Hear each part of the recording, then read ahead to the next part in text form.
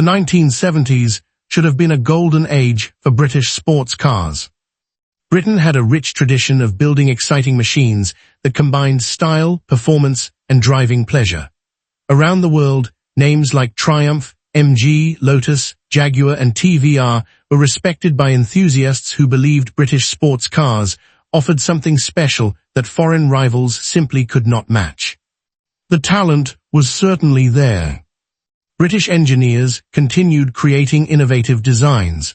Stylists produced some of the most striking sports cars of the decade. Performance figures often looked impressive on paper. Many of these cars arrived with enormous expectations and appeared destined for greatness. Yet things did not always go according to plan. Reliability problems, quality control issues, economic turmoil, and changing market conditions prevented several promising sports cars from achieving the legendary status they seemed destined for. Today on Rewind UK, we're counting down 10 British sports cars from the 1970s that should have been legends. Stay with us until number 1, because its story remains one of the greatest missed opportunities in British motoring history. Number 10, MG Midget 1500. Our countdown begins with the MG Midget 1500. By the mid-1970s, the Midget represented one of the last truly affordable British sports cars. Small, lightweight, and undeniably fun, it offered an open-top driving experience that few competitors could match. Drivers loved its nimble handling and simple mechanical layout. The problem was that by the time the 1500 version arrived, tightening regulations and nagging design compromises had begun to take their toll. Performance was no longer as exciting as rivals offered, and the car increasingly felt like a machine from a previous era. Despite its charm, the Midget ended production in 1979, closing a chapter in British sports car history that deserved a more triumphant ending. Number 9, Jensen-Healey. The Jensen-Healey looked like a brilliant idea. Introduced in 1972, it combined Donald Healey's expertise with a Lotus-designed twin-cam engine and modern styling. On paper, everything seemed perfect. The car offered impressive performance and excellent handling. Many journalists praised its driving characteristics. Unfortunately, early reliability issues and inconsistent build quality damaged customer confidence almost immediately. The Jensen-Healey possessed genuine potential to become one of Britain's defining sports cars. Instead, it became another example of promise undermined by execution. Number 8, TVR 3000M. TVR has always appealed to enthusiasts seeking something different. The 3000M was no exception. Launched in 1972, it featured striking wedge-shaped styling, lightweight construction, and strong performance from its Ford-sourced V6 engine. It was fast, it was exciting, and it looked unlike anything else on British roads. But TVR's limited production capacity and small dealer network prevented the car from reaching a wider audience. Those who drove one often loved it. Most buyers simply never had the opportunity. Number 7, Triumph Spitfire 1500. The Triumph Spitfire remained one of Britain's most recognizable sports cars throughout the 1970s. Its attractive styling and affordable price helped it attract thousands of buyers around the world. The final 1500 version offered more torque and improved usability. Yet the Spitfire never quite evolved enough to keep pace with changing expectations. While competitors introduced more modern engineering and refinement, the Spitfire remained rooted in an earlier era. It remained popular, but it never achieved the legendary status its loyal fans believed it deserved. Number 6, Lotus Elite. The Lotus Elite was one of the most ambitious British sports cars of the decade. Introduced in 1974, It combined sleek shooting brake styling with innovative engineering and impressive handling. Inside, it offered practicality rarely found in sports cars. The driving experience was exceptional. Yet reliability concerns and quality control issues overshadowed its brilliance. Many buyers found ownership frustrating. The Elite demonstrated Lotus engineering at its best. Unfortunately, it also highlighted some of the company's weaknesses. Number 5. MGB GT V8. The MGB GT V8 should have been a sensation. Take the proven MGB platform. Add Rover's lightweight V8 engine.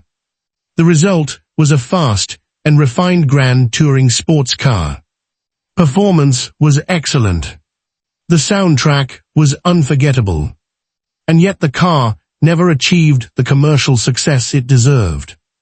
Production remained limited, and fuel crises during the decade made large engines less attractive to many buyers. Today, enthusiasts recognize its greatness. At the time, too many people overlooked it. Number 4. Triumph TR7. Few sports cars generated as much attention as the Triumph TR7. Its wedge-shaped styling looked futuristic.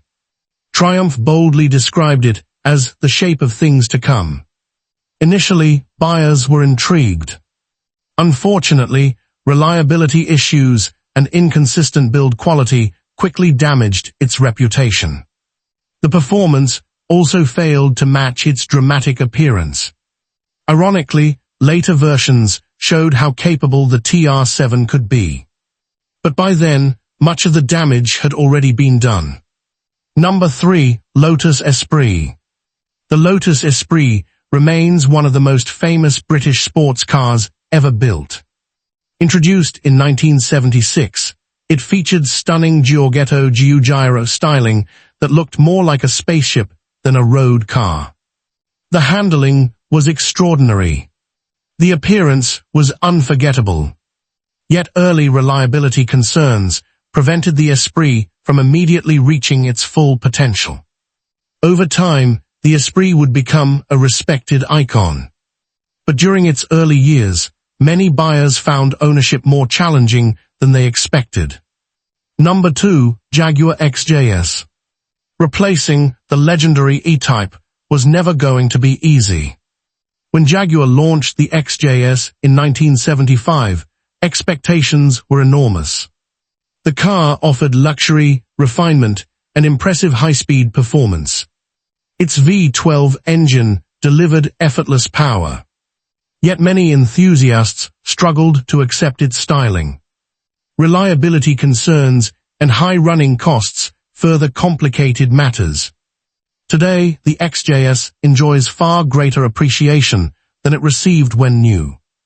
But during the 1970s, it never quite became the instant legend Jaguar hoped for. Number 1. Triumph Stag. At number 1 sits the Triumph Stag. Few British sports cars possessed greater potential. Launched in 1970, the Stag was designed to compete with prestigious European Grand Tourers while remaining relatively affordable. It looked magnificent. The styling remains elegant even today. The interior offered comfort and sophistication. Everything seemed in place for success. Then came the engine problems. Overheating, reliability concerns, and mechanical failures quickly became associated with the Stag's reputation. Owners loved the way it looked. Many did not enjoy living with it. The tragedy is that the Stag genuinely deserved greatness. Had Triumph solved its reliability issues from the beginning, it might have become one of Britain's most celebrated sports cars. Instead, it became one of the industry's greatest missed opportunities. These 10 sports cars reveal something fascinating about Britain's automotive industry during the 1970s. The creativity was there. The engineering talent was there. The ambition was certainly there. But again and again, promising cars fell short of their potential due to reliability issues, financial pressures, and changing market conditions. Even so, these cars remain deeply admired today. Not because they were perfect, but because they remind us of what British sports cars could achieve when imagination and passion came together. Thank you for joining us on Rewind UK. If you enjoyed this journey through Britain's greatest sports car what-ifs, don't forget to like, subscribe, and tell us in the comments which British sports car you think should have become a legend. We'll see you on the next journey through Britain's motoring past.